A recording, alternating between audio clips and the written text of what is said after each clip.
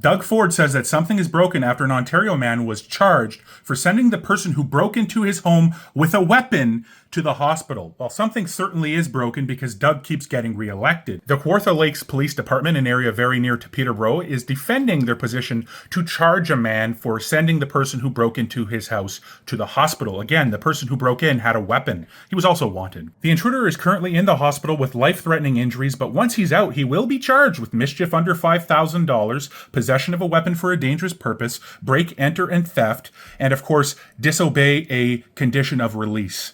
He'll be out the next day. The article says that he'll be pending a bail release, but it's going to happen instantly. He'll be out. I can't see how he won't be out. The intruder had a weapon, and Doug Ford said that anybody would use whatever force necessary to defend their home and their family in that circumstance, and that they should be able to. Because enough's enough here. Violence and...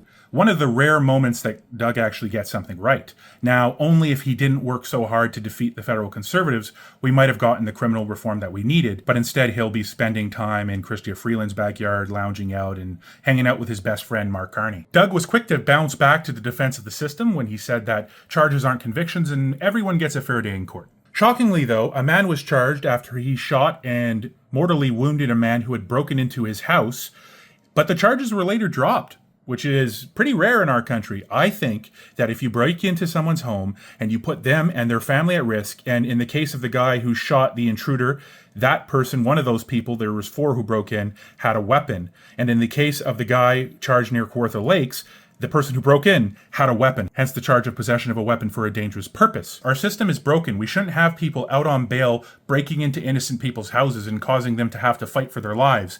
And we shouldn't be having people breaking into houses, getting out on bail in 24 hours. We shouldn't be having any of this. It doesn't make sense. It only makes sense if you think that, hey, maybe the chaos is the intention.